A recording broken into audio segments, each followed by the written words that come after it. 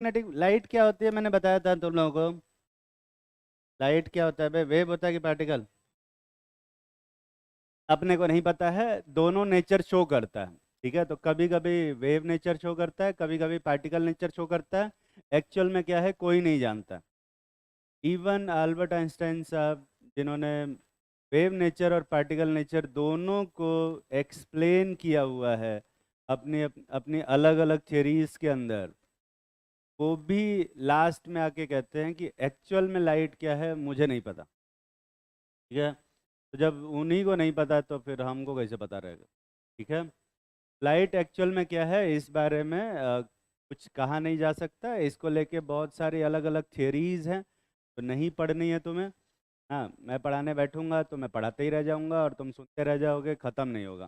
ठीक है, atomic structure रह जाएगा, इसलिए उस बारे में ज़्यादा डिस्कशन, ज़्यादा क्या बिल्कुल भी डिस्कशन नहीं करें। ठीक है, इलेक्ट्रोमैग्नेटिक रेडिएशन क्या होता है?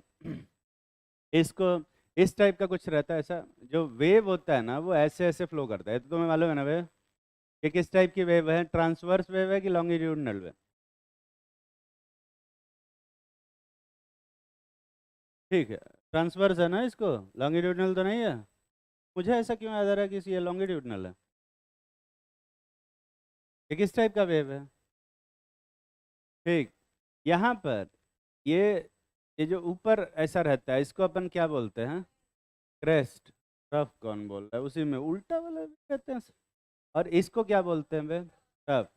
दो क्रेस्ट के बीच की जो कंजर्वेटिव क्रेस्ट के बीच का जो डिस्टेंस होता है उसको क्या बोलते हैं? और दो कंजर्वेटिव ट्रफ के बीच का जो डिस्टेंस होता है उसको क्या बोलते हैं? वो भी लैम्डा ही होता है। क्या? लैम्डा क्या होता है? वेवलेंथ। लिखो, वेवलेंथ की डेफिनेशन। इसमें बहुत सारी डेफिनेशन है जो अपने को पढ़नी है। मैंने पहले बताया एटॉमिक स्ट्रक्चर में बहुत सारा लिखना है, बहुत सारा सुनना है और समझना बहुत थोड़ा सा है।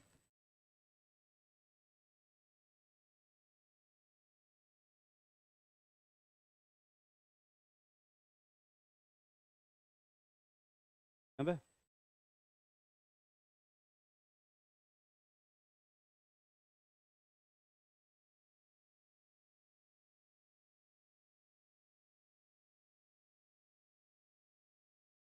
आज दिन कौन सा है?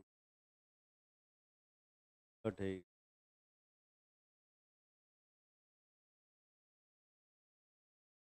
ये अच्छी बात है कि आज रात क्यों? ये सबको अच्छा लगता है। तुम लोग का टेस्ट नहीं है क्या संडे को? कुछ संडे एंजॉय कर लो।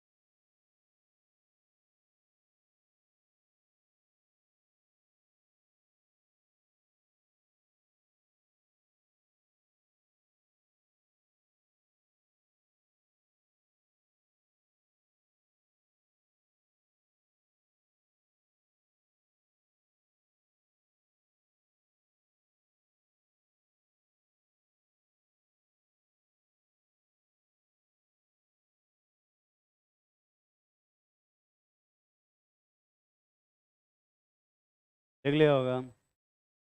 वेवलेंथ क्या होता है समझ में आता है ना सबको? वेवलेंथ को किससे रिप्रेजेंट किया जाता है? लैम्डा से। और लैम्डा जो होता है उसका यूनिट किस में लिखा जाता है? मीटर में। ठीक है, में लिखते हैं मीटर में। और मीटर के अलावा भी बहुत सारे चीज़ों में इसको यूज़ किया जाता है, जैसे एंगस्ट्रॉम में यूज़ करते हैं, नैनोमीटर, पिकोमीटर, ये सब जानते हो ना सब लोग? दोबारा बताना, ये बताने की जरूरत तो नहीं है। ठीक, देखो अगला। फ्रीक्वेंसी, फ्रीक्वेंसी क्या होती है? फ्रीक्वेंसी को हम लोग किससे रिप्रेजेंट करते हैं?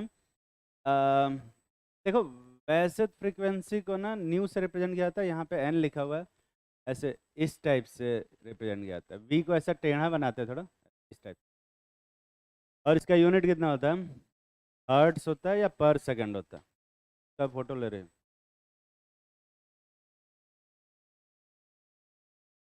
अगला लिखो, velocity of wave. Velocity of wave क्या होता है? एक सेकंड में जितना भी डिस्टेंस ट्रेवल करता है उसको हम उसको क्या बोलते हैं? वेलोसिटी बोलते हैं। ठीक है?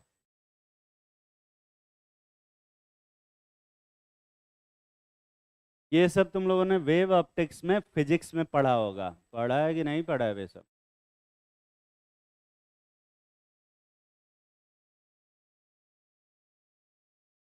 क्या ही दे रहे हो तुम लोग, चिंता वाली कोई बात नहीं। मैं भले दिख ना रहा हूँ पर तुम दिख रहे होगे। मैं भी दिख रहा हूँ।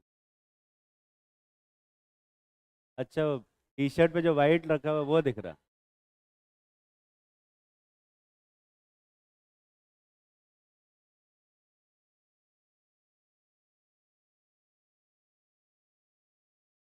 अच्छा, मैंने तुम लोग को कभी बताया है कि इस मैं भी एक टाइम पे रेसिस्ट हुआ करता था, पर वैसे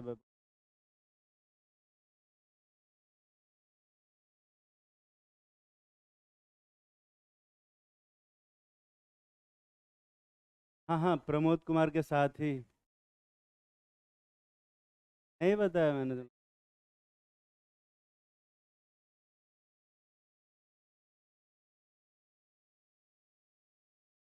लाइट तो आने देने,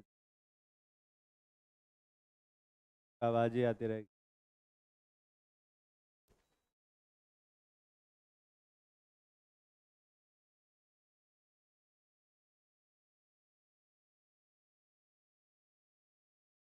छाप लिया?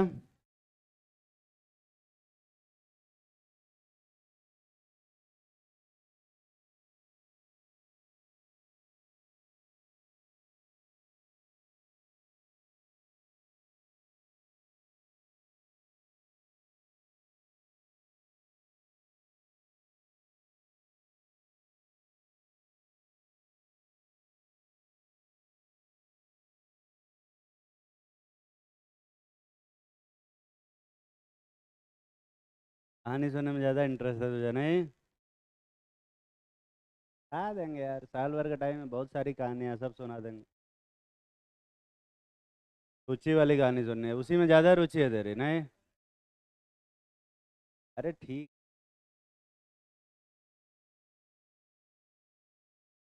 कौन रुचि पे?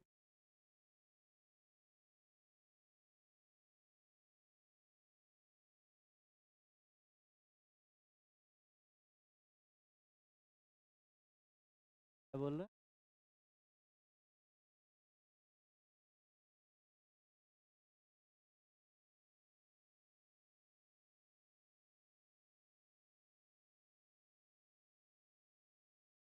हम्म,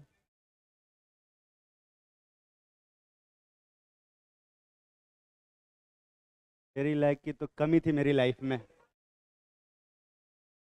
इसी दिन का तो इंतजार कर रहा था मैं इतने दिनों से।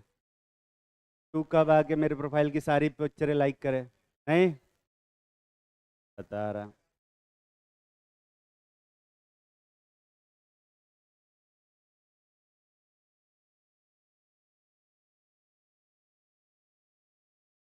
लिख लिया? जल्दी लिखो।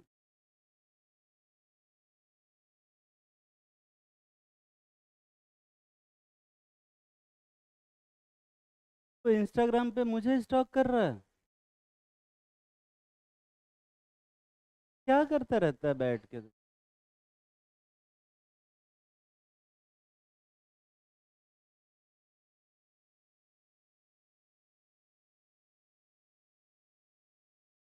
एसएन सर को क्या किया तूने? उनकी फेक आईडी बनाई? तूने तो फेक आईडी नहीं बनाई थी ना? किसने? हाँ हाँ। अच्छा, वो एस एन राय सर वाला। एस एन राय की आईडी किसने बनाई थी इसमें से? इस बैच का कोई नहीं था ना? ठीक है। नहीं, क्योंकि उसने मुझे मैसेज किया था, सर थोड़ा पैसा भेज दीजिए। तो लाइक, तब मैंने पूछा कि सर कितना चाहिए आपको। सर कितना है आपके पास। अब वो तो बहुत है। कितना आपको चाहिए, आपके घर भिजवा देता हूँ। कहता नहीं नहीं, घर नहीं आना है। मैं कहा, मैं सर मैं कॉल ही कर लेता हूँ आपको। कहते नहीं, कॉल नहीं कर सकते। कहा, मैं तो समझ ही गया कि ये कौन प्राणी है। हाँ, कहा, सर ऐसे बात करते नहीं। तो फिर मैंने उसे एक वॉइस नोट भेजा।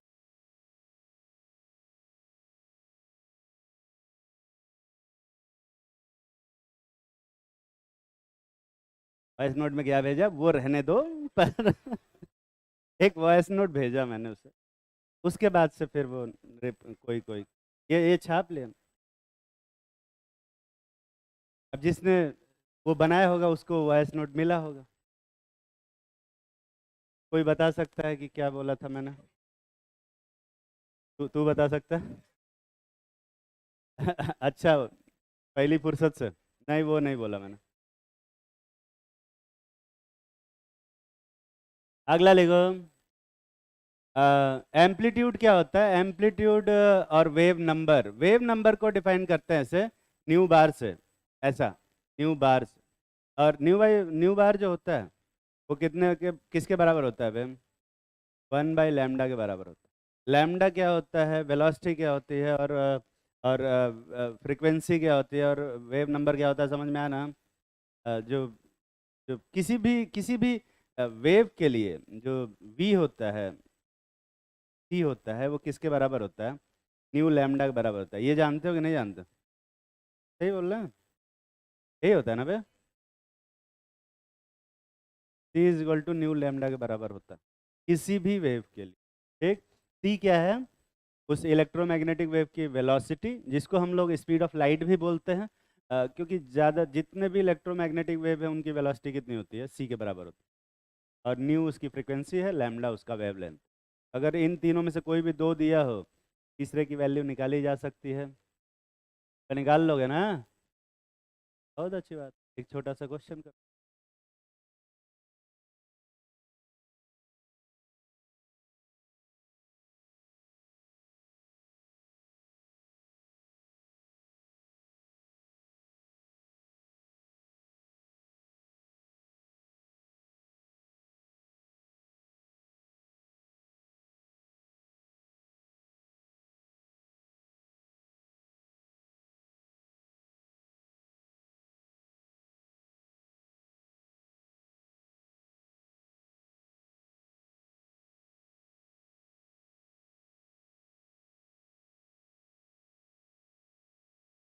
लिख लिया होगा। जल्दी लिखो।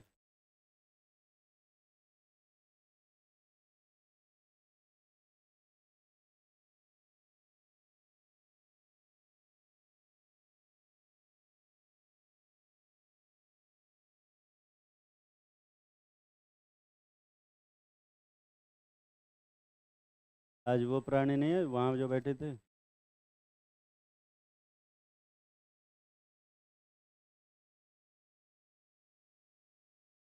वो कहाँ गया भाई, जिसको सर दर्द हो रहा था कल और वो चला गया था, वो तो पीछे बैठा। वहाँ कैसे बैठा हुआ है? तो इधर बैठता है ना। वो एकदम पीछे जो बैठा हुआ है, तो इधर बैठता था ना। अरे इस रो में जो पीछे। ठीक है, कोई बात। जगह बदलता रहता है, अच्छी बात है, कोई दिक्कत नहीं है। बस रोज आते रहो जगह, यहाँ सीट बदला करो बस। खास मत। एक छोटा सा क्वेश्चन करते हैं। देखो, if wavelength of orange light कितना दे रखा है यार, 600 nanometre, calculate frequency wave number of orange light. करो।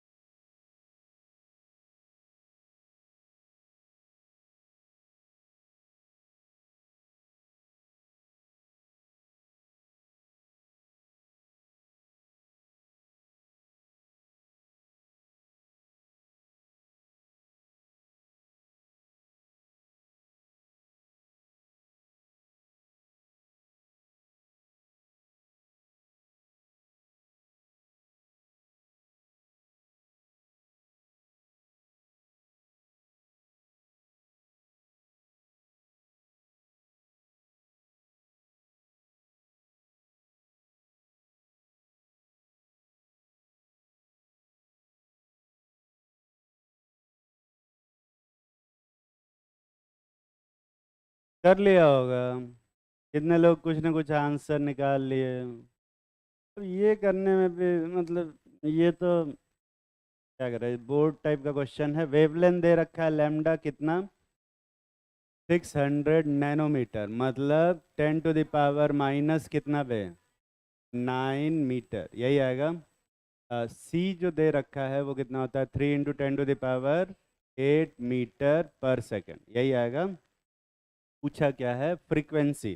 फ्रीक्वेंसी होता है वो कितने के बराबर होता है, सी बाई लैम्डा कि lambda by C, C by lambda, ये मालूम है ना बे। हाँ, तो बस सी रखो वहाँ पे, 3 × 10⁻8 मीटर पर सेकेंड, और नीचे क्या लिखोगे, 600 × 10⁻⁹मीटर। मीटर से मीटर कैंसिल हो जाएगा, क्या बचेगा यहाँ पे, पर सेकेंड, और कुछ कुछ ऐसा क्या बचा भाई, 5 × 10⁻14 हर्ट्स, यही आ रहा है। मीटर पर या पर सेकेंड आएगा या हर्ट्स आएगा, यही है। ये कितने लोग सही से निकाल पाए थे, तब इसमें भी हाथ नहीं उठा रहे हैं यार, ये कोई कोई क्वेश्चन है ये। और क्या पूछे थे, वेव नंबर जो होता है वो कितने बराबर होता है, 1/λ, लैम्डा कितना है,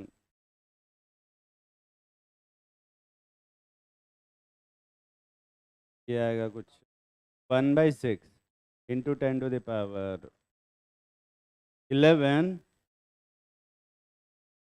11 कौन बोलो, 7 मीटर इनवर्स, यही आएगा ना, मीटर नहीं मीटर इनवर्स आएगा। 1/6 की जो भी वैल्यू है मैं नहीं सॉल्व करूँगा, ठीक है, 16 जो भी आए, क्या 0.16, ठीक है, यही आ रहा है ना। तो ये तो हुआ वेव नेचर। वेव नेचर के बारे में देखो फिजिक्स वाले सर आएंगे, ढेर सारा पढ़ाएंगे, है ना, कि इसमें इंटरफेरेंस होता है, डाइफ्रैक्शन होता है, और पोलराइजेशन होता है, ये सब पढ़े हो कि नहीं पढ़े हो बे? तू को इसी बैच में है बे?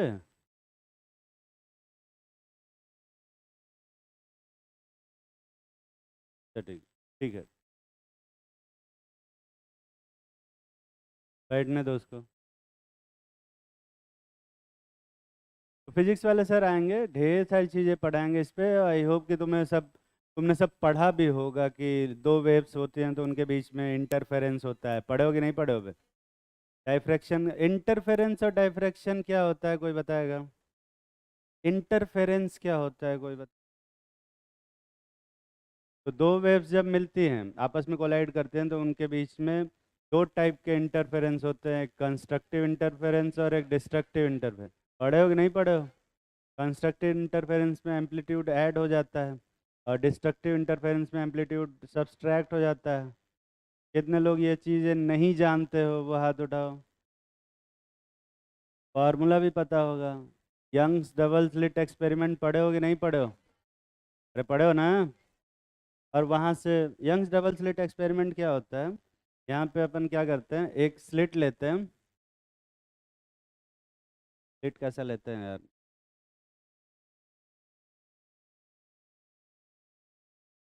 तो एक ऐसा स्लिट लेते हैं, ऐसा इस टाइप का, यहाँ सिंगल स्लिट, और इस स्लिट को दो पार्ट में ऐसे डिवाइड करते हैं, ऐसा ऊपर और ऐसे नीचे, थोड़ा बड़ा सा बन जाता है, और बीच में बनाते हैं एक ऐसा स्लिट। अरे बीच में नहीं रह सकता,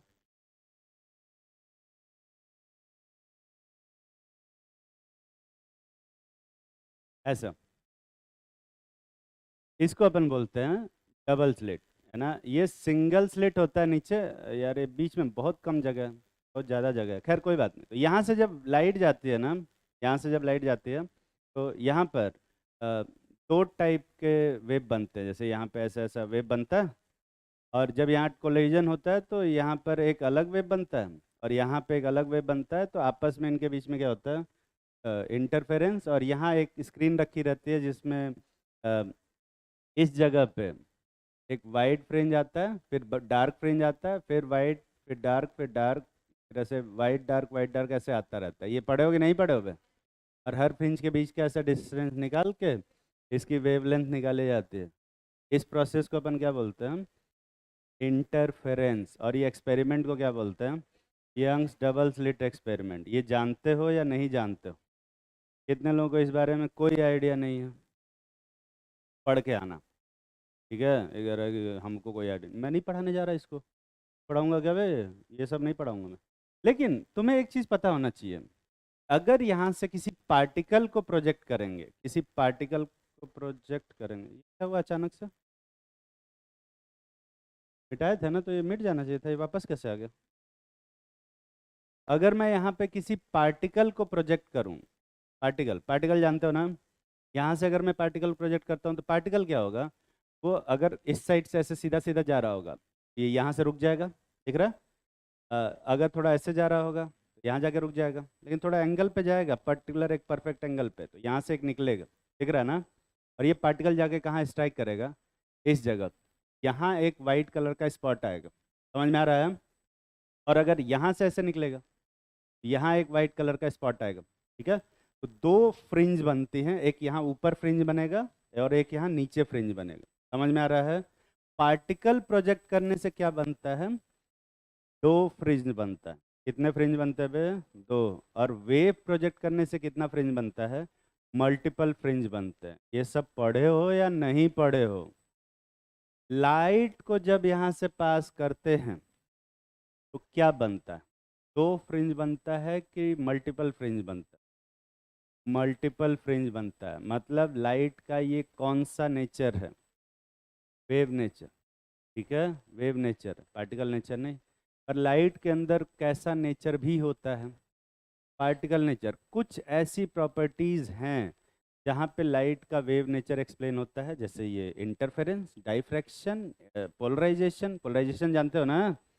किसी अगर पोलर से पास करते तो उसका थोड़ा सा से कट जाता है, सब पढ़े हो ना बे?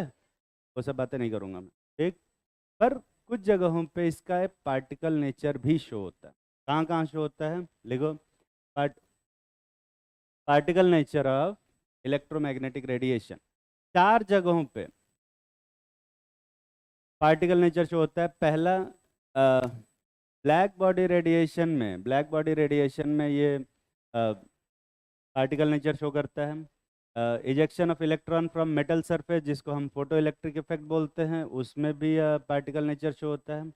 जो variability of variation of heat capacity है in solid with respect to temperature, उसमें भी पार्टिकल नेचर शो होता है। और स्पेक्ट्रम ऑफ हाइड्रोजन में भी पार्टिकल नेचर ही शो होता है, ठीक है? अब ये सब क्या होते हैं ये शायद तुमने पहली बार सुना हो, पर मैं तुम्हें बताऊं, इसमें से थर्ड वाला पॉइंट है, ये आउट ऑफ सिलेबस है, तो इसकी चिंता नहीं करनी। अपने को ये तीन पॉइंट पढ़ने हैं: black body radiation, photo electric effect और हाइड्रोजन स्पेक्ट्रम। ये तीन चीज़ें पढ़नी है। ये तीनों चीज़ें क्या होती हैं और इन तीनों चीज़ों में क्यों लाइट का पार्टिकल नेचर आ रहा है, वो पढ़ना है अपने को, ठीक है? तो लाइट होता क्या है बे? पार्टिकल की वेव। अपने को नहीं मालूम, दोनों दोनों नहीं होता है, नहीं मालूम क्या है, पर हाँ नेचर दोनों शो करता है, ठीक है? कभी कभी पार्टिकल जैसा नहीं बिहेवियर शो करता है, कभी कभी वेव जैसा बिहेवियर शो करता है। अपने को नहीं मालूम कि ये दोनों में से है क्या, ठीक? ये चार पॉइंट्स हैं। एग्जाम में कभी कभी यही क्वेश्चन आ जाता है कि इनमें से कौन से बिहेवियर में लाइट का पार्टिकल नेचर शो हो रहा है, ठीक है? याद रखना, एग्जाम में इस टाइप से क्वेश्चन आता है। कभी कभी ये भी पूछ देता है कि इसमें से कौन से एक्सपेरिमेंट में लाइट का वेव नेचर शो हो रहा है, क्या? ये चारों याद रखना। हाँ, लेकिन इन चारों में से पढ़ना कितना है भाई? बस तीन ही पढ़ना है।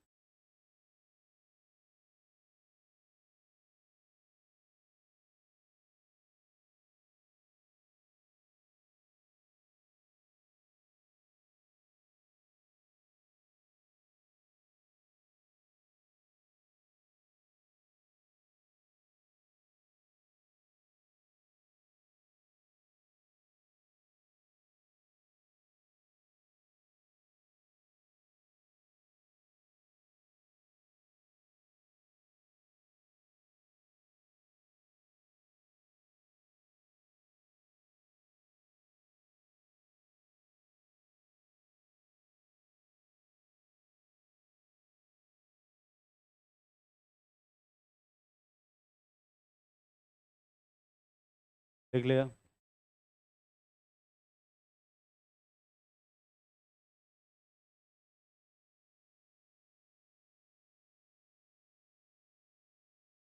लोगों को पीडीएफ मिल गया था ना, और उस पीडीएफ में ये नहीं था।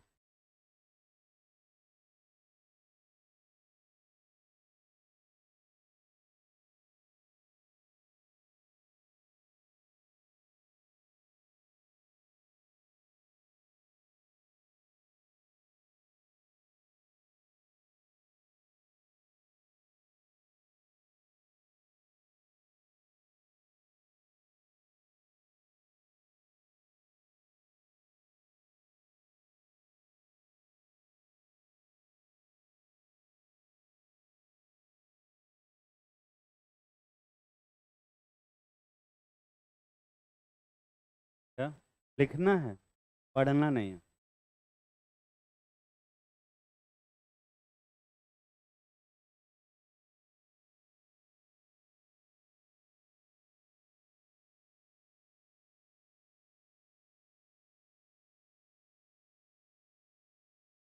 बोर को पढ़ने के लिए ये जानना जरूरी है, बिना ये पढ़े बोर के समझ में नहीं आएगा। ठीक है। बोर का मॉडल क्यों डेवलप हुआ है उसके लिए ये जानना जरूरी है। बोर के मॉडल में कुछ दिक्कत आएगी तो जब क्वांटम मैकेनिकल मॉडल पढ़ना होगा तो उसके लिए कुछ और बेसिक चीज़ें पढ़नी पड़ती हैं।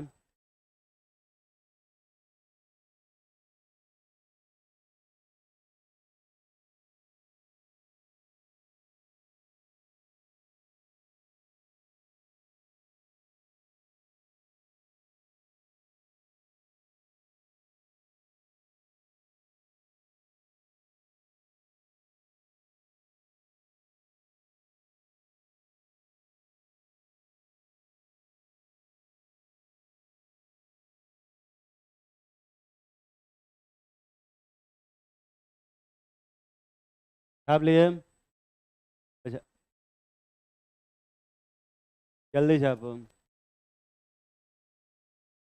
सबसे पहले अपन बात करेंगे कि ये ब्लैक बॉडी रेडिएशन क्या होता है, फोटो इलेक्ट्रिक इफेक्ट क्या होता है, स्पेक्ट्रम लाइन क्या होती है, इन सब का ही आज डिस्कशन करेंगे। ये तीनों ही डिस्कस करके छोड़। क्या? देखो, सबसे पहले क्वांटम थ्योरी ऑफ लाइट। ये छापे कि नहीं छापे पे अभी तक?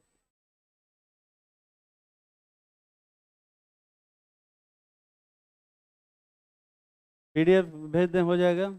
मैं तुम्हें समझा देता हूँ कि क्या होता है, समझने पे ज़्यादा फोकस करेंगे। लिखने के लिए तो लिखा ही हुआ है, ठीक है। क्या तुम लोग यहाँ नोट्स बनाना चाहते हो या पीडीएफ से कर लोगे? ठीक, तो मैं तुम्हें समझा देता हूँ कि कौन सी चीज़ें क्या होती है। ठीक है, सबसे पहले बात करते हैं ब्लैक बॉडी रेडिएशन की। कोई बताएगा ब्लैक बॉडी क्या होती है? काला शरीर नहीं, मुझे मत बोलना ब्लैक बॉडी, उधर आप शीशा देख लो पता चल जाएगा, वो नहीं देखना। ठीक है। ब्लैक बॉडी किस कलर की होती है? अब इनके दिमाग में आता है ब्लैक बॉडी तो ब्लैक ही कलर की होगी, ये भी कोई पूछने वाली बात है? नहीं, ब्लैक बॉडी दो कलर की होती है, एक तो परफेक्टली ब्लैक और एक होता है परफेक्टली वाइट ना। तो अगर अगर यहाँ पर एक ब्लैक बॉडी वो बॉडी होती है जिसमें कि हर तरह के रेडिएशन एमिट हो रहा, या फिर हर तरह का रेडिएशन क्या हो रहा हो, एब्जॉर्ब हो रहा हो। ये दिखाई दे रहा है क्या? थोड़ा दिख रहा होगा क्योंकि आसपास का एरिया हल्का सा ग्रे है और वो एक थोड़ा पिच ब्लैक है।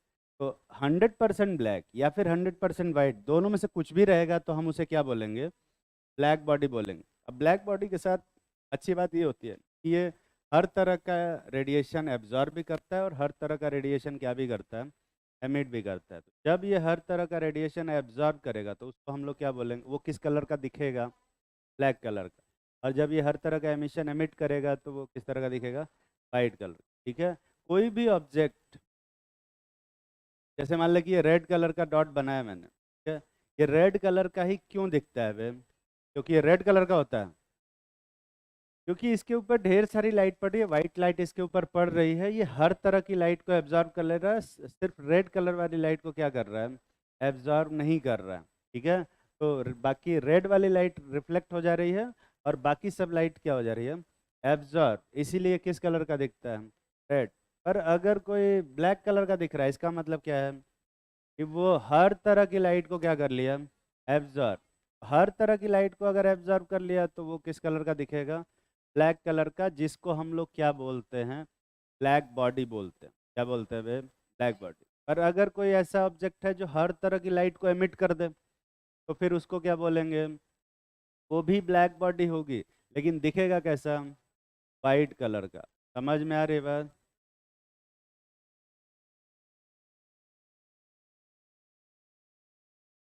सन कैसा दिखता है?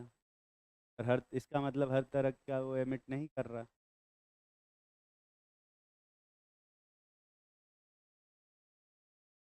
हाँ, वो हर तरह की लाइट एमिट तो करता है। हाँ ठीक है, बिल्कुल। पर उसके लिए फिर बीच में जो एयर का जो एटमॉस्फेयर है, उसमें कुछ लाइटें रिफ्लेक्ट हो जाती हैं, की लाइटें अपने पास पहुंचती हैं, इसलिए वो इस तरह का दिखता है। और इसीलिए दोपहर में येलो दिखता है, शाम को रेड दिखता है, वो एटमॉस्फेयर की वजह से होता है। क्या? तो है तो वो वाइट ही। क्या? हाँ, वाइट।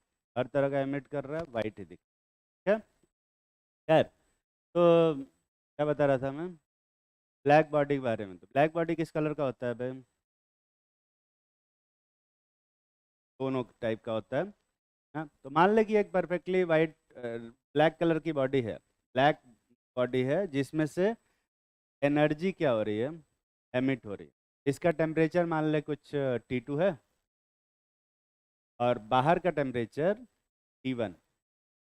और T2 क्या है? T1 से बड़ा है। मतलब कुल मिला के इसको गर्म करके रख।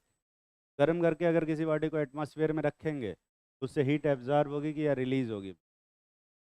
तो हीट रिलीज होगी, और ये तब तक हीट रिलीज होती रहेगी, तब तक एनर्जी इसमें से निकलती रहेगी, जब तक कि इन दोनों का टेम्परेचर क्या ना हो जाए, बराबर ना हो जाए, है ना? और तुमने देखा भी होगा, कोई गर्म बॉडी ऐसा रखा रहता है ना, तो उससे हीट ऐसा दिखता भी रहता है कि निकल रहा है, कुछ ऐसा फ्लक्चुएशन होता है रिफ्रैक्टिव इंडेक्स में एयर में, तो तुम्हें पता चलता रहता है। तुम उसके पास जाओगे तो हीट फील होगा तुम्हें, तो एनर्जी रिलीज हो रही है। और ऑब्वियसली एनर्जी रिलीज होगी, तब तक एनर्जी रिलीज होगी जब तक कि क्या ना हो जाए, इक्विलिब्रियम स्टेबलाइज ना हो जाए। ठीक है? अगर हम एक ग्राफ बनाएं टाइम वर्सेज एनर्जी का, इधर टाइम है और इधर क्या है? एनर्जी है ऑफ दैट ब्लॉक जिसके पास एनर्जी है। धीरे धीरे जब एनर्जी निकलेगी इसमें से, धीरे धीरे इसकी एनर्जी क्या होगी बे? बढ़ेगी कि घटेगी? ऐसे घटेगी, दिख रहा है ना? ऐसे भी घट सकती है, ऐसे भी, स्ट्रेट लाइन तो नहीं घटेगी, थोड़ा ऐसे ही घटती है। ये समझ में आ रहा है? इसका मतलब कि ये जो जो जो लाइट है, ये जो एनर्जी है, इसमें कंटिन्यूअस डिक्रीज हो रहा है। ये दिखाई दे रहा है या नहीं दिखाई दे रहा? एक साइंटिस्ट थे प्लैंक साहब, उन्होंने कहा नहीं, ये जो ग्राफ बनाया है गलत बनाया है। ठीक है? उन्होंने कहा कि जो जो यहाँ पे डिक्रीज दिखाया गया है कंटिन्यूअस, ये एक्चुअली में कंटिन्यूअस डिक्रीज नहीं होता है। कैसा डिक्रीज होता है? स्टेप वाइज डिक्रीज होता है। कैसे डिक्रीज होता है भाई? स्टेप वाइज डिक्रीज होता है। और एक्चुअली में यहाँ पे जो डिक्रीज है, एक जो ग्राफ है ना, वो कुछ इस टाइप से बनता है। क्या? इस टाइप से बनता है। पर क्योंकि हम इसे बहुत ज़्यादा जूम आउट करके देख रहे हैं, है ना? जूम आउट करके देखोगे ना, तो ऐसा लगता है कि यहाँ पे कैसा डिक्रीज हो रहा है पे? कंटिन्यूअस डिक्रीज हो रहा है। जैसे इस पॉइंट से, क्योंकि ये बहुत ही ज़्यादा जूम आउट कर दिया मैंने। जूम आउट दिख रहा है ना? यहाँ से अगर इस तरह से देखोगे ना, तो तुम्हें क्या लगेगा? ये कंटिन्यूअसली डिक्रीज कर रहा है। बहुत छोटा सा पार्ट बनाया मैंने, दिखाई दे रहा है? अरे दिख रहा है ना बे? प्लैंक साहब ने कहा कि इस ग्राफ के छोटे से पोर्शन को जब जूम इन करके देखोगे ना, तो ये तुम्हें ऐसा स्टेप वाइज डिक्रीज होता हुआ दिखेगा। एक्चुअली में ये हमें हमें वैसे कैसे दिखता है वे? कंटिन्यूअस ऐसा लगता है कि एनर्जी क्या रिलीज हो रही है। कैसे रिलीज हो रही है? कंटिन्यूअसली रिलीज हो रही है, ऐसे वेव के फॉर्म में। एक्चुअली में ये वेव के फॉर्म में रिलीज नहीं होती है। किस फॉर्म में रिलीज होती है? कुछ पार्टिकल ऑफ एनर्जी के फॉर्म में रिलीज होती है, पैकेट्स ऑफ एनर्जी के फॉर्म में रिलीज। समझ में आ रही बात? इस पैकेट्स को उन्होंने क्या बोला? क्वांटा बोला। क्वांटा क्या बोला? क्वांटा बोला। इट्स लाइक देखो, दिमाग में अपने अपने दिमाग में क्या लगता है अपने को, ऐसे देखने से क्या लगता है कि जो एनर्जी है वो कंटिन्यूअसली रिलीज हो रही है। पर वो साइंटिस्ट ने कहा कि नहीं, पता नहीं क्या पागल टाइप के आदमी थे, कहा कि नहीं ऐसे रिलीज नहीं होती। इट्स लाइक ना, अगर अगर यहाँ पर एक नल, ऐसा ऐसा एक ना एक पाइप रख दें ऐसे, एक जिसमें पानी भरा हो, ठीक है, एक कंटेनर हो जिसमें पानी भरा हो, और इसमें ना छोटा सा छेद कर दे ऐसे बॉटम पे, हाँ, इस टाइप से, जिससे कि इसमें से पानी कंटिन्यूअसली गिर रहा है, ठीक है। पानी अगर कंटिन्यूअसली गिरेगा, तो अगर मैं इसका ग्राफ बनाता हूँ ना मास वर्सेस टाइम का, तो कैसा ग्राफ बनेगा? ऐसा, ऐसा ही बनेगा। मास वर्सेस टाइम का ग्राफ बनाओगे, अंदर पानी का वॉल्यूम वर्सेस टाइम का ग्राफ बनाओ, तो कैसा ग्राफ बनेगा भाई? ऐसा कंटिन्यूअस बनेगा, ठीक है।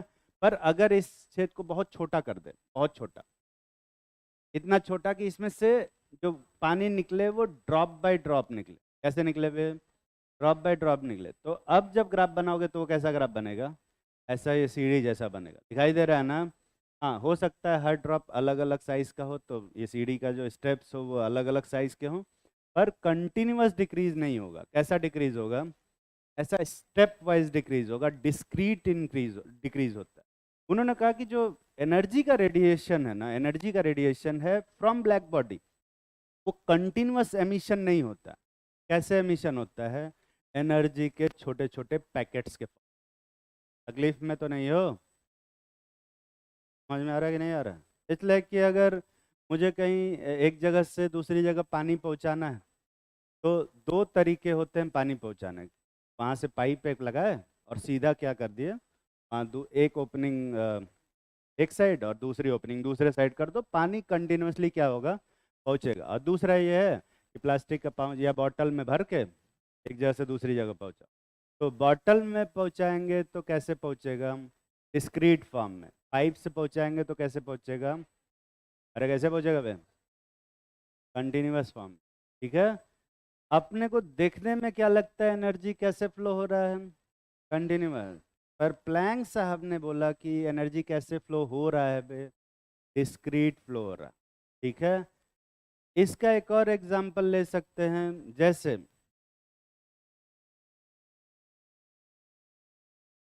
मान लो कि तुम्हारे पास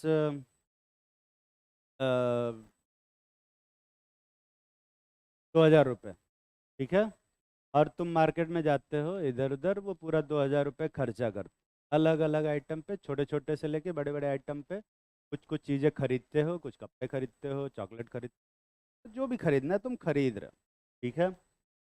और अगर तुम्हारे रुपयों का ग्राफ बनाया जाए विद टाइम, वो जो ग्राफ होगा क्या कंटिन्यूअस होगा कि डिस्क्रीट होगा? फिर डिस्क्रीट होगा, ऐसा ग्राफ नहीं बनता है ना। तो कभी मान लो कि ये 2,000 रुपये लेके गया, 2,000 लिए थे ना भाई, मान ले कि 10 रुपये का चॉकलेट खरीद लिया, तो अचानक 10 रुपये कम पड़ जाएंगे, ठीक है। ऐसा नहीं कि कंटिन्यूअसली घट रहा है ना, 1 रुपये का चॉकलेट खरीदा तो 1 रुपया घटेगा, ठीक है ना। कुछ 100 रुपये का सामान खरीदा तो 100 रुपया घट जाएगा, ऐसे ही। तो कंटिन्यूअस डिक्रीज नहीं होगा, हमेशा स्टेप वाइज में डिक्रीज हो। समझ में आ रहा है? उन्होंने कहा कि जो भी पैसा खर्चा होगा ना, हमारा एक कुछ पैकेट्स के फॉर्म में होगा, कंटिन्यूअसली नहीं डिक्रीज हो रहा, ठीक है।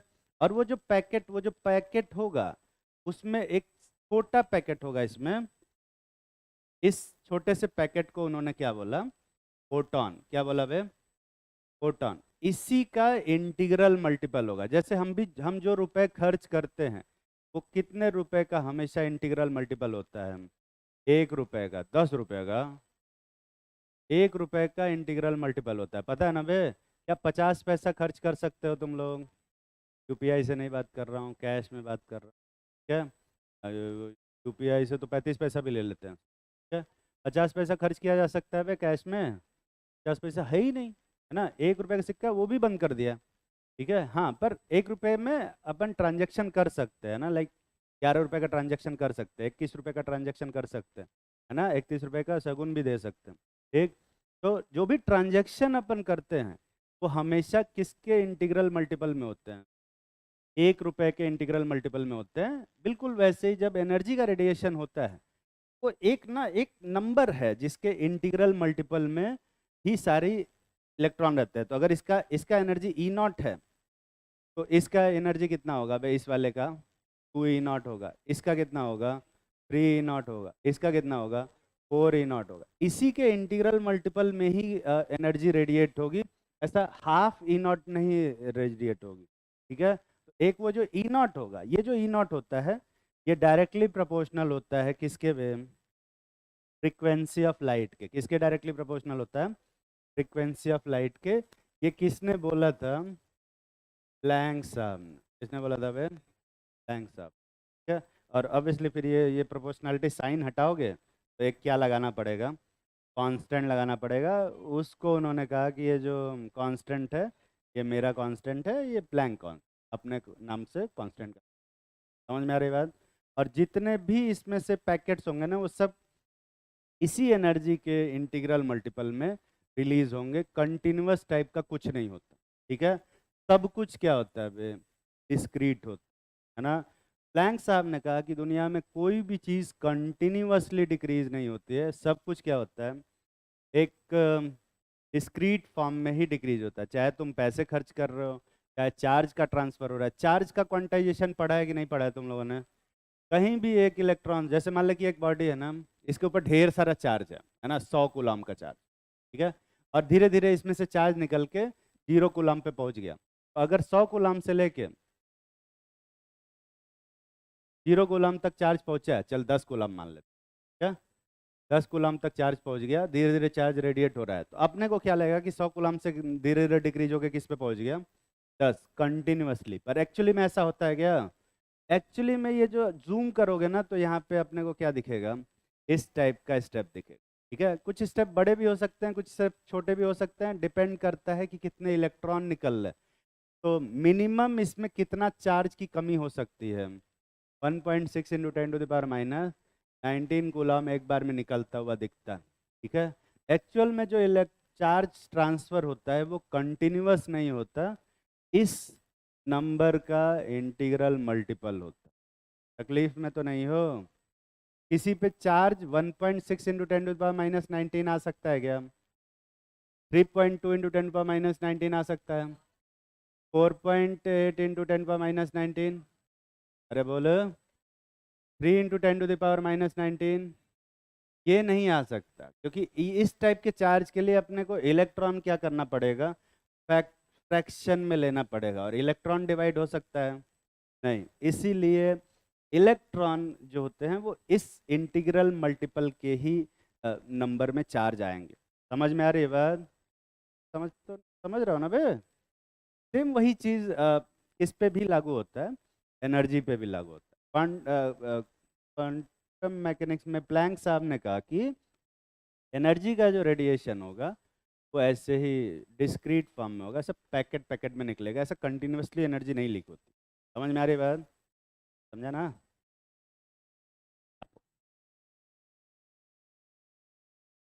ठीक है, छापो। अरे हाँ, यही ये जो बकवास की है हिंदी में वही अंग्रेजी में लिखा है।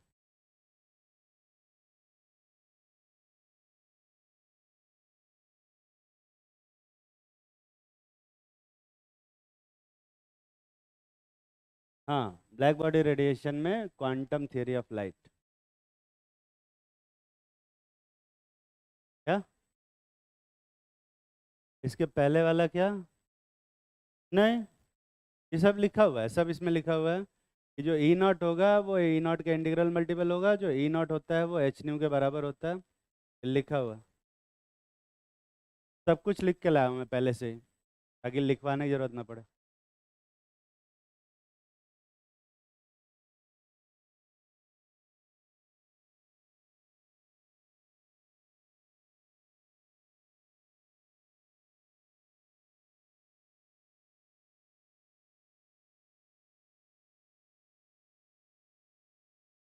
मेरा एक दोस्त है प्रमोद कुमार, जानते हो तुम लोग उसको? अरे वो उससे डिस्कशन किए थे कि कैसे जानते हो तुम? क्या बताया मैंने उसके बारे में? हाँ, अच्छा वो इसरो छोड़ के नासा में चला गया, ये बताया ना मैंने दो लोगों को। हाँ, तो एक बार क्या हुआ, मैं और प्रमोद कुमार यूएस गए हुए थे। अरे हाँ यार, ऐसे ही मजाक में थोड़े बोलेंगे, एक ही बार गए हैं बस। तो वो उसका रीज़न होता है, तुम लोग ने अगर तुम लोग तो खैर नीट की प्रिपरेशन कर रहे हो, यही में जब आईआईटी में जाते हैं ना, तो वहाँ पे सेमेस्टर वाइज चीज़ें होती हैं, तुम्हारे यहाँ भी सेमेस्टर वाइज होंगी।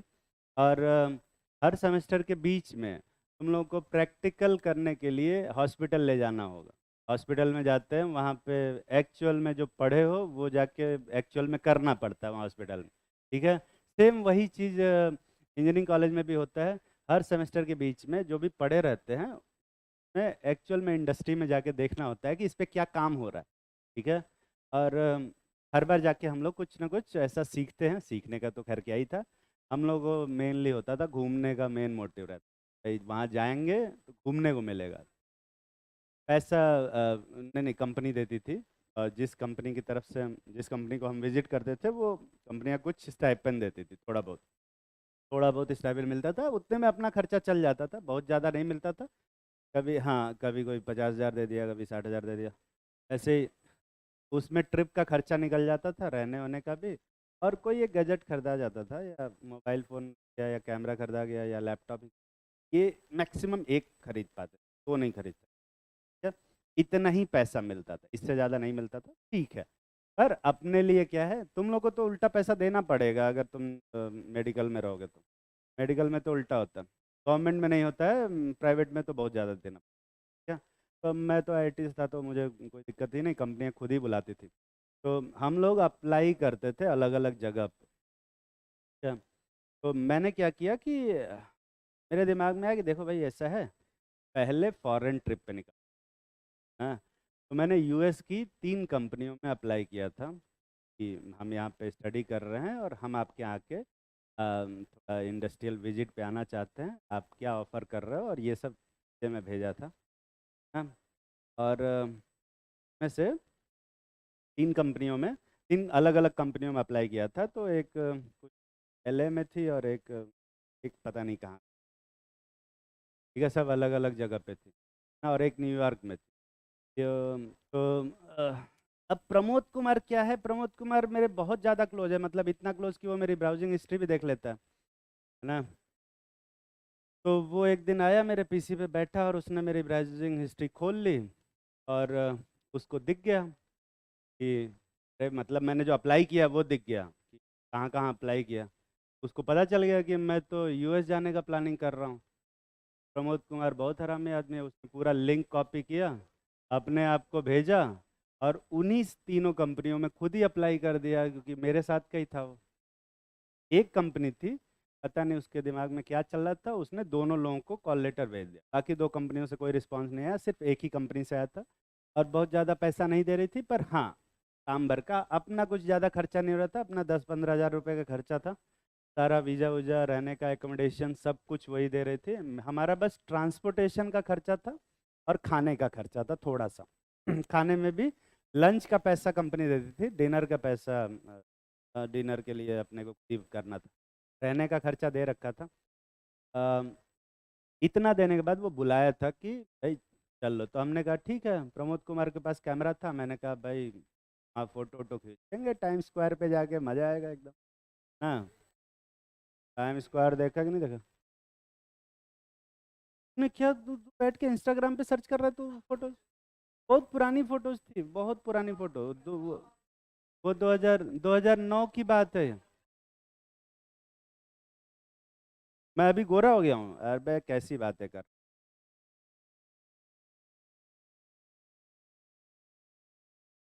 उससे भी बुरा है ना। तो हम लोग क्या है, हम लोग ऐसे वहाँ यूएस में ट्रांसफ़र हुए। तो छुट्टियाँ होने के बाद जैसे ही पहुँचे, मैंने कहा सबसे पहले तो वेलकम टू न्यूयॉर्क वाले बोर्ड पे जाके फ़ोटो खिंचवाऊंगा मैं अपने। अब क्योंकि हम वहाँ क्या करने गए थे, पढ़ने थोड़े गए थे, हम वहाँ सीखने कुछ नहीं गए थे, हम सिर्फ फ़ोटो खिंचवाने गए थे। ताकि अलग अलग गाड़ियों के पास खड़े होकर फ़ोटो खिंचवाएंगे, कभी रोल्स रॉयस, कभी ये, और बोलेंगे कि हाँ ड्राइव किए थे। यही सब करने गए थे। प्रमोद कुमार कैमरा निकाला, मैंने जैसे शाहरुख खान टाइप पोज बनाया वहाँ पे। और प्रमोद कुमार फिर बोलता है इसमें तो मेमोरी कार्ड ही नहीं है। मैंने कहा इसमें मेमोरी कार्ड क्यों नहीं है, ये क्वेश्चन होना चाहिए था। फोन तेरा है, मेमोरी कार्ड कहाँ गया? कह रहा अरे यार वो लैपटॉप में ही लगा रह गया। उसने वो मेमोरी कार्ड लाया ही नहीं। अब वो पता नहीं कौन सा घटिया कैमरा था, उसका मेमोरी कार्ड पूरे अपने को न्यूयॉर्क में कहीं नहीं मिला। हम खोज खोज के थक गए। वो पूरा ट्रिप हमारा बिना किसी फोटो के निकला है, बिना किसी फोटो के। इतना गुस्सा आ रहा था, मन कर रहा था वहीं छोड़ के चला जाऊं उसको। उस टाइम 2009 में फ़ोन नहीं होते थे उतना। क्या?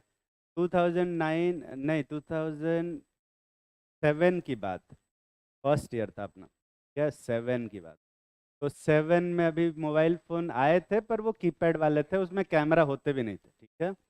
हाँ, और हमें जो फ़ोन मिला था उसका इंटरनेशनल जो आईएसडी कॉल रेट था वो 25 रुपये पर मिनट का था। ठीक है, और रिसीव करने का 15 रुपये पर मिनट लगता था, तो हम वैसे भी किसी को कॉल नहीं करने वाले थे। हाँ, तो उस टाइम पे बहुत ज़्यादा कॉल रेट थे। अभी भी आईएसडी कॉल रेट तो ज़्यादा ही है, पर अभी तो पैक के मिल जाता है। पर मिला नहीं था वो, मैं तुम्हें बता नहीं सकता कि मन में मैंने उसके लिए क्या क्या बोला था। फिर उसके सामने बहुत कुछ बोला, बहुत पिटाई भी किया मैं उसकी। और अब क्या कर सकते हैं, अब तो आ ही गए थे, वापस जाके कैमरा लाने का कोई सेंस नहीं बनता, कैमरा खरीदने का पैसा था नहीं। तो हमने कहा ठीक है सह लेंगे थोड़ा सा। हाँ, तो हम लोग जिस बिल्डिंग में काम करते थे ना, मैं और प्रमोद कुमार, वो एकदम वो जो सेंटर पार्क है उसके बगल में थी। सेंटर पार्क से दिखता था, ज़्यादा दूर नहीं, मतलब सेंटर पार्क से चिपक के नहीं था, थोड़ा दूर पे था, 4-5 ब्लॉक। तो हम लोग काम करते थे ऑलमोस्ट 48 फ्लोर पे काम करते थे, और उससे 3 फ्लोर नीचे 45 फ्लोर पे एक कैंटीन हुआ करती थी जहाँ पे हम लोग खाने वाने जाते थे। और वहाँ पे भाई साहब, वहाँ पे जो वेटर भी होते हैं ना, वो एकदम पढ़े लिखे लोग होते हैं, ये नहीं कि किसी भी गंवार को उठा के बैठा दिया, है ना। और मैं मोस्ट ऑफ टाइम क्या होता है, जो पढ़े लिखे लोग होते थे ग्रेजुएशन करने के बाद या हाई स्कूल करने के बाद, most of time part time में वहाँ पे वेटर की जॉब करते थे, है ना। पार्ट टाइम में वहाँ पे कल्चर है, अभी तुम जाके वहाँ पार्ट टाइम वेटर की जॉब करो तो घर से ही गाली सुनोगे। क्या? वहाँ पे यही कल्चर है कि हर कोई वहाँ पार्ट टाइम वेटर की जॉब करता है, कुछ भी जॉब करता है पार्ट टाइम, है ना। कुछ नहीं समझ में आता है, जिसके पास कोई स्किल नहीं है वो वेटर बन जाता है, तो कुछ कुछ पैसा उसमें से निकल आता है। पर सब पढ़े लिखे लोग होते हैं, सब पढ़े लिखे। इतनी ज़्यादा लिटरेसी है, मैं तुम्हें बताऊँ वहाँ पे, इतनी ज़्यादा लिटरेसी, और आईक्यू जीरो, है ना। आता जाता कुछ नहीं, मतलब आता सब है, अप्लाई करने कुछ नहीं आता। इसलिए कि ऐसे अगर स्ट्रीट पे अगर दो लोग लड़ाई कर रहे हैं और वहाँ जाके पूछो कि सर व्हाट्स द मैटर, उसमें से एक आदमी निकल के बोलेगा कि अब matter is a substance which occupy volume. मैं क्या पूछ रहा हूँ, तू क्या बता रहा है? भाई नॉलेज नहीं पूछ रहे, आईक्यू पूछ रहे हैं। तो वहाँ पे वेटर आता था, हम लोग का ऑर्डर लेता था ऐसे। एक दिन ऐसे ही मैंने उसको बोल दिया, पता नहीं किस मूड में था मैं, मैंने कहा I would like to have some H2O, अपने को पानी चाहिए था। प्रमोद कुमार इससे बड़ा इंप्रेस हुआ, है ना। ये वेटर बहुत खुश था, मतलब वेटर को समझ में आ गया चलो पानी लेना है, आज कुछ खाए पियेंगे नहीं, है ना, सिर्फ पानी पियेंगे। प्रमोद कुमार बोलता है I would like to have some H2O to.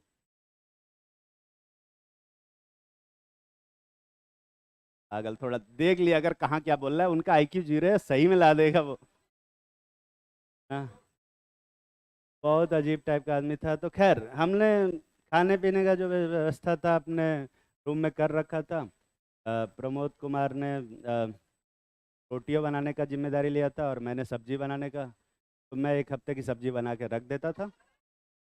वहाँ सब यही करते हैं, हंसने वाली बात नहीं है। एक हफ्ते की सब्जी वीकेंड्स पे बनती थी, संडे वाले दिन एक सब्जी बनाया और उसको फ्रीज़र में रख दिया, फ्रीज करके। और वहाँ अवन रखा था, निकालते थे अवन में खाते थे। ऐसे ही चल रहा था, हमने तो बहुत बुरे दिन बिताए वहाँ पे। हाँ, अपने को इंडिया में ताज़ा ताज़ा बना हुआ खाने की आदत है, मैं तो कढ़ाई से तुरंत निकाल के खाता था। अभी वहाँ पे गर्म करके खाना पड़ रहा है। प्रमोद कुमार की रोटी की जिम्मेदारी थी, अब वो एक हफ्ते कैसे बनाता है वो मुझे समझ में नहीं आया। उस चुट्टे ने भी पूरा एक हफ्ते का रोटी बना के रख दिया। अब रोटियों को ना अवन में नहीं गर्म कर सकते, तुम्हें पता है। वो क्या करता, दो रुमाल के बीच में रोटी रख के उसको प्रेस करता और उसके बाद देता। यूएस में पहली बार हमने रुमाली रोटी खाई थी, रुमाली रोटी। एक बार क्या हुआ, हम जा रहे थे ऐसे कहीं टैक्सी से, और टैक्सी जो चला रहा था वो एक निग्रो टाइप का आदमी था। निग्रो जानते हो तुम लोग? अरे वो एकदम पिच ब्लैक कलर के जो होते हैं। हाँ हाँ, यूएस मूवी देखे हो ना। मूवी देख के हॉलीवुड से समझ में आता होगा, दो टाइप के लोग होते हैं, एक तो वाइट होते हैं, एक ब्लैक होते हैं, है ना। बहुत काले रंग का था, बहुत ही ज्यादा। अब मैं क्या, मैं भी काला हूँ और प्रमोद कुमार मुझसे भी ज्यादा काला है। तो हम दोनों ना अपने से ज्यादा काले आदमी को देख के हमारा कॉन्फिडेंस बढ़ गया कि चलो कोई हमसे ज्यादा है। और मैं, हम लोग उस टाइम पे रेसिस्ट हुआ करते थे, रेसिज्म झेले हैं, तो हम लोग सोचे कि चलो यार, हम जो झेले लाइफ टाइम तक, है ना, वो इसके ऊपर ही निकाले। हम लोग उसका खूब मजे ले रहे थे रास्ते में, मैं खूब मजे लिया उसके। लाइक मैंने बोला कि अबे यार, ये आदमी अंधेरे में दिखता कैसा होगा। फिर मैं थोड़ी देर बाद बोलता कि अगर किसी बिल्डिंग में आग लग जाए और ये आदमी फंस जाए, तो फायर ब्रिगेड वाले इसको बचाएंगे ही नहीं। प्रमोद कुमार बोलता क्यों नहीं बचाएंगे, तो कह रहा उनको लगेगा कि ये पहले से जला हुआ है। प्रमोद कुमार भी जोश में आ गया, कहा कि अच्छा। तो वो फिर अलग मजे लेने लग गया, वो कह रहा है कि इसको हम लोग एटॉमिक स्ट्रक्चर में परफेक्ट ब्लैक बॉडी के रूप में एग्जाम्पल के तौर पे ले सकते हैं। अब प्रॉब्लम ये थी ना कि प्रमोद कुमार थोड़ा ज़्यादा एक्साइटेड हो गया था इस चक्कर में, और वो ये भूल गया कि ये जो एटॉमिक स्ट्रक्चर और ब्लैक बॉडी और एग्जाम्पल है ना, ये इंग्लिश वर्ड है, और उसको इंग्लिश समझ में आती है। और मैं जो है हिंदी में मजे ले रहा था, उसको कोई फर्क नहीं पड़ रहा था। तो थोड़ी देर बाद क्या हुआ, उसने गाड़ी एक दूसरी गली में मुड़ा दी, जहां थोड़ा सा अंधेरा था।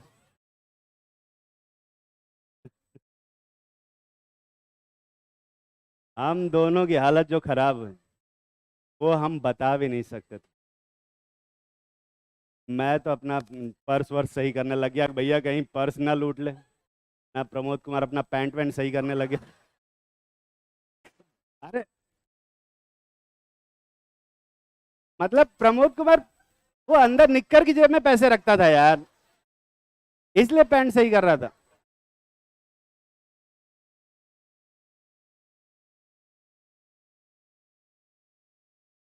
तो थोड़ी देर बाद हमने उससे पूछा कि भाई व्हाट हैपन, तो हम देखे तो वो खुद डरा हुआ है ना। क्या ये क्या चल रहा है। फिर हमने उससे पूछा कि क्या हुआ भाई, तो वो बोला कि मैं नहीं जाऊंगा यहाँ से, आप लोग यहाँ से चले जाइए, हम नहीं जाएंगे। हम कह यार कोई बात नहीं, बुरा मानने वाली कौन सी बात है, ठीक है हो जाता, हम भी काले हैं। तो उसने कहा नहीं नहीं सर, वो there are some white people on the corner they are killing black people. हमने कहा हैं, ये क्या चल रहा है यहाँ, यहाँ सफेद लोग व्हाइट लोगों को मार रहे हैं, मतलब काले लोगों को मार रहे हैं। अपने यहाँ इंडिया में काले होने की मैक्सिमम सजा क्या है पता है? अपने यहाँ बहुत होता है तो सीरियसली ले लेते हैं, कलुआ बोल देते हैं। वहां सीधा मार रहे हैं, मतलब पीट नहीं रहे हैं, मार, किलिंग। हमने कहा यार ये कैसा है। हमने कहा ठीक है, सारे जहां से अच्छा हिंदुस्तान हमारा। हम निकले वहां से थोड़ी देर में, और थोड़ी देर निकलने के बाद याद आया कि यार काले तो हम भी हैं, हम जाएंगे तो हमको भी मारेंगे। तो हम लोग क्या, नहीं नहीं हम भी नहीं जाएंगे, हम भी तुम्हारे साथ ही जाएंगे। तो बोला नहीं नहीं सर, आपको नहीं मारेंगे, आप उनके लिए ब्राउन हो, है ना, हम काले हैं। आप जाओ, आपको नहीं कुछ करेंगे, आपको कुछ भी नहीं करेंगे, बस ज़्यादा धूप में मत निकलना। नहीं तो पहली बार वो ऐसा टाइम था जब जान बचाने के लिए मैंने फेयर एंड लवली खरीद के लगाई है, और प्रमोद कुमार प्रॉपर ब्लीच कराया था उस दिन, ताकि भाई जान सबको प्यारे होते हैं। हमने जैसे तैसे 1.5 महीने वहां गुजारे, फिर आए हम। ये छापे कि नहीं छापे तुम लोग, ये सब मजे लेने के लिए पूरे टाइम तैयार रहते हैं। ये देखो जाग गया ये पूरी तरह से, नहीं तब से सो रहा था। एक छोटा सा क्वेश्चन करते हैं, लिखो। If wavelength of green light is 550 nanometer, then calculate frequency, wave number and energy of one photon of green light. जल्दी करो। अच्छा, ये जो h की वैल्यू है, h की वैल्यू तो बता ही नहीं भाई। h की वैल्यू कितनी होती है? 6.6 इंटू 10⁻⁻34 जूल सेकेंड होता है। जूल सेकेंड होता है, जूल पर सेकेंड नहीं, जूल इंटू सेकेंड। ठीक है, आई होप कि तुम्हें पता होगा, एक्चुअली में 6.63 होता है। ठीक, लिखो, जल्दी करो इस क्वेश्चन।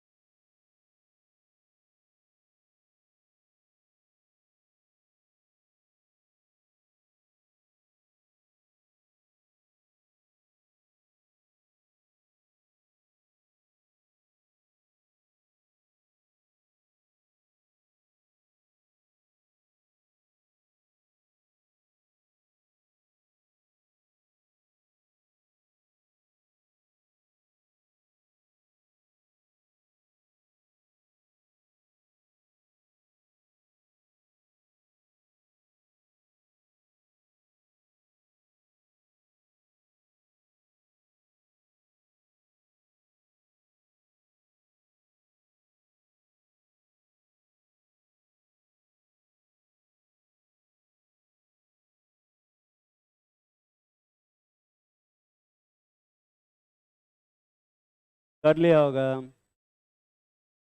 बहुत ही कितने लोग सारे आंसर निकाल लिए? अरे यार जल्दी कर, फॉर्मूले में बस रखना है, फॉर्मूले में रखना है।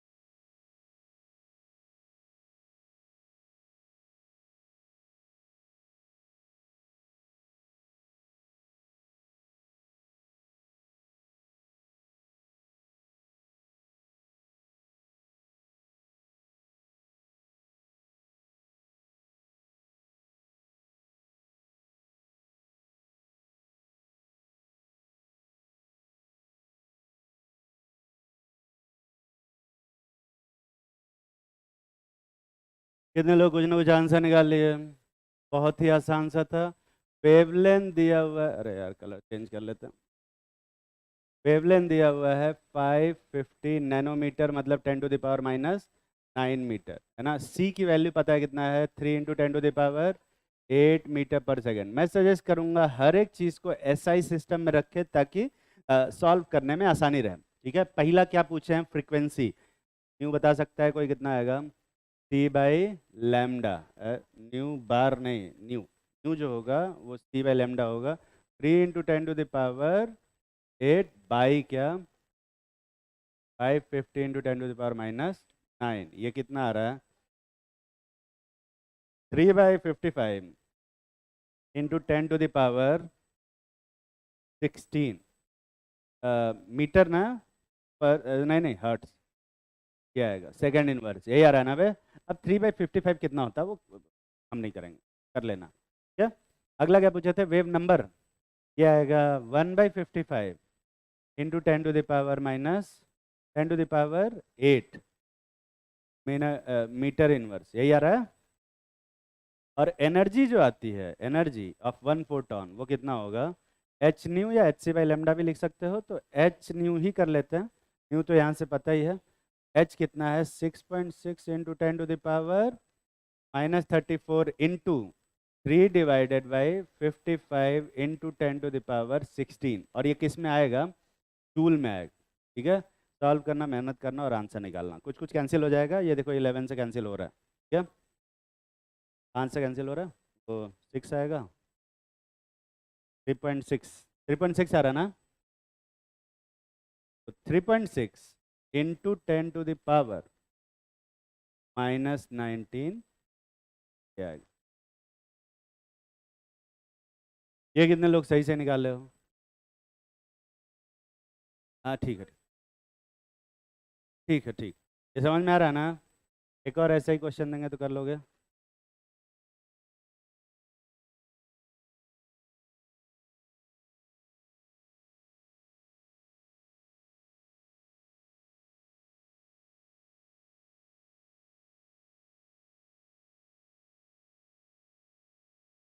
एक 40 वाट का बल्ब है। बल्ब जो होता है वो येलो कलर, रेड कलर की लाइट एमिट कर रहा है। तुम्हें बताना है कि कितना परसेंट उसमें से फोटॉन पर सेकंड निकल रहा है। एक सेकंड में जितने फोटॉन निकलते हैं उसी को अपन क्या बोलते हैं?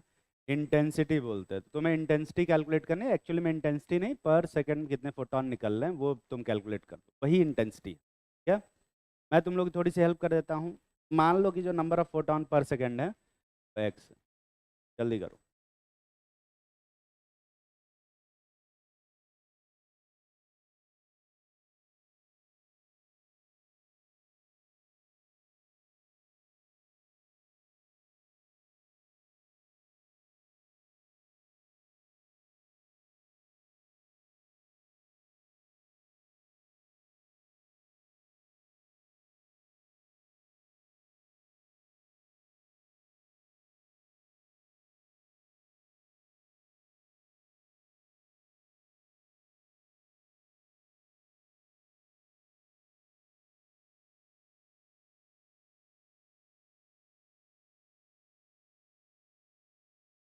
इंटेंसिटी पर सेकंड जितने फोटोन निकलते हैं उसी का, ज़्यादा फोटोन निकलेगा तो इंटेंसिटी ज़्यादा।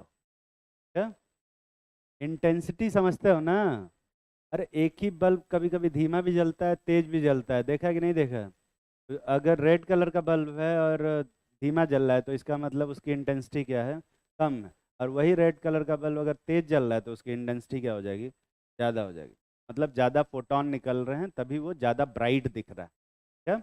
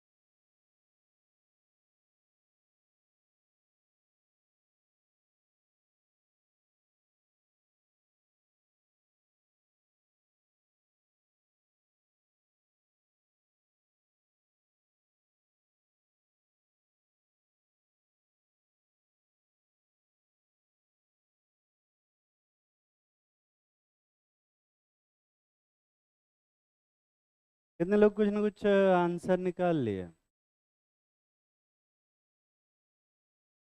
एक्सप्रेशन दिखा तो।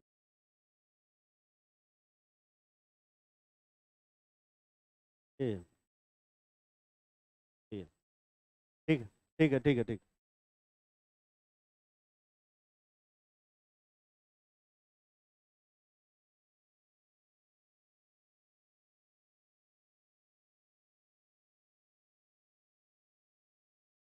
ठीक है ठीक। और कोई? तूने भी किया ना?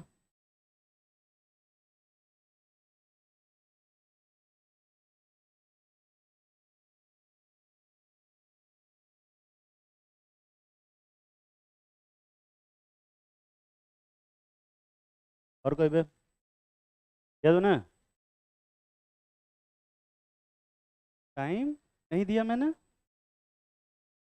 टाइम निकाल दिया। टाइम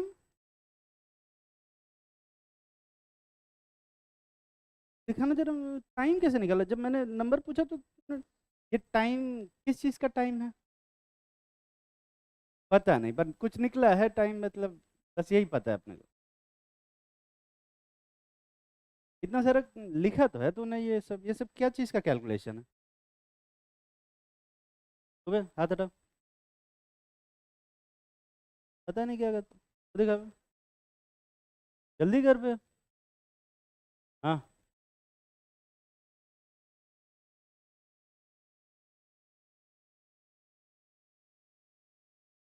अभी बता रहे। ठीक है।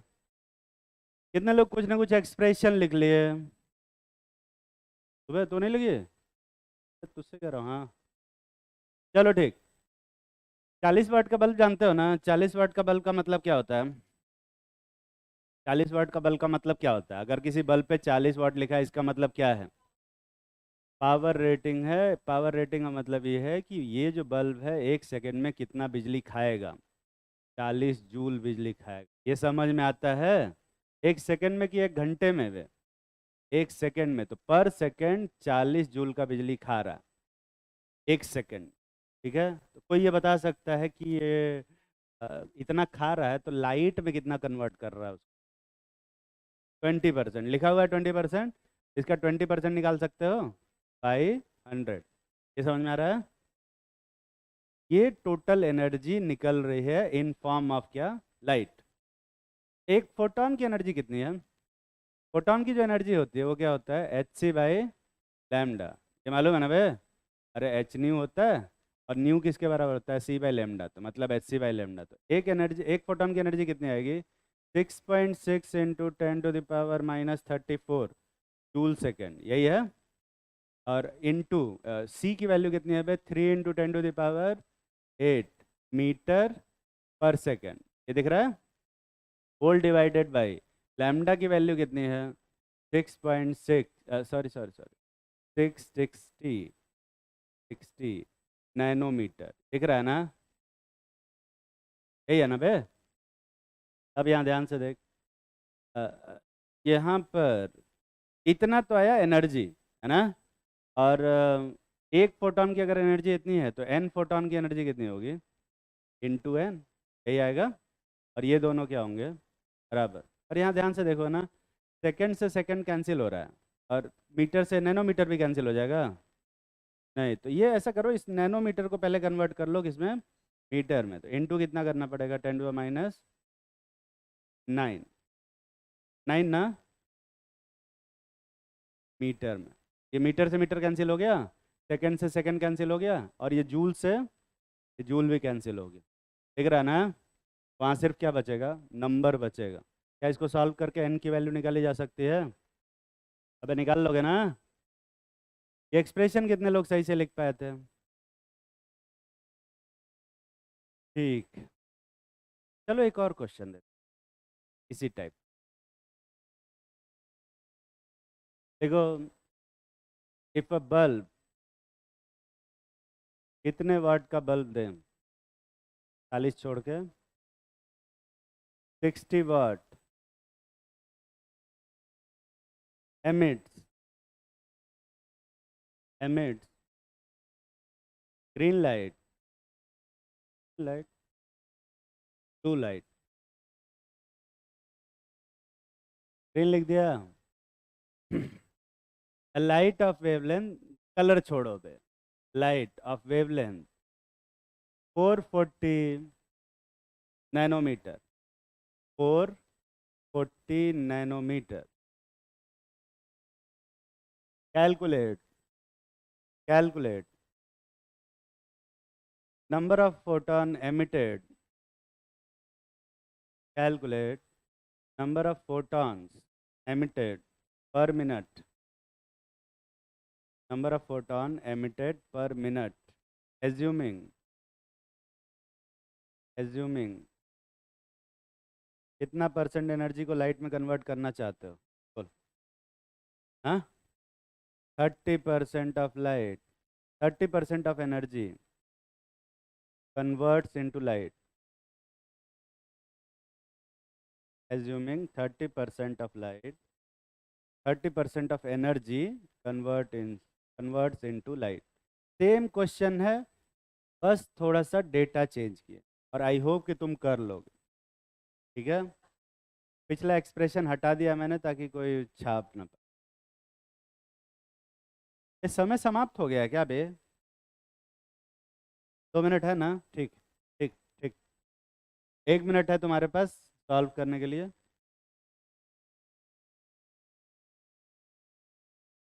इतना सारा कुछ था, चलो कोई बात नहीं, यही कर सकते वाले।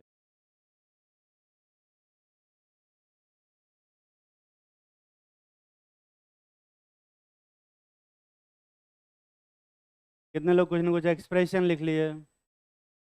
सब लोग लिखो, सब लोग लिखो।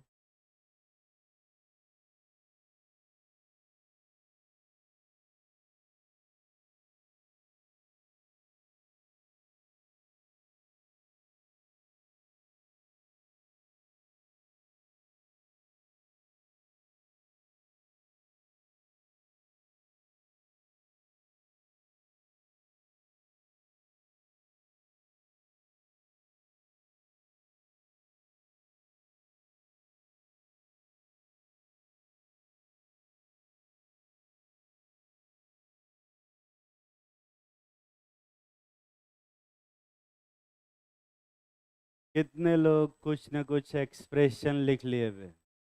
देखो इधर ज़्यादातर लोग लिख लिए हैं। कितने वाट का बल्ब था? 60 ना। और उसकी कितनी एनर्जी कन्वर्ट हो रही थी? 30%। यहाँ क्या आएगा? इतना by 100। H C by lambda 6.6 into 10 to the power -34। T की वैल्यू 3 into 10 to the power 8 by lambda कितना दिया था? 440 into 10 to the power -9 into क्या करोगे? एन। इसी को दोनों क्या कर दो? बराबर। ये कितने लोग सही से कर पाए? ईमानदारी से हाथ उठाओ। गलत। आ, क्या? तो यहाँ पे क्या है? पर मिनट पूछे हैं, तो यहाँ एक किससे मल्टीप्लाई करना होगा? इससे। ये आएगा। ये कितने लोग सही से किए हो? दोनों पे हाथ उठा रहे हैं यार, ये तो 60 किया था ना, तो पुराने वाले पे हाथ क्यों उठाया फिर? ध्यान नहीं दिया, अपने ऊपर भरोसा था कि ये तो सही किए होंगे। ठीक, अच्छा, 1 सेकंड में निकाल के फिर 60 से मल्टीप्लाई नहीं कर दो।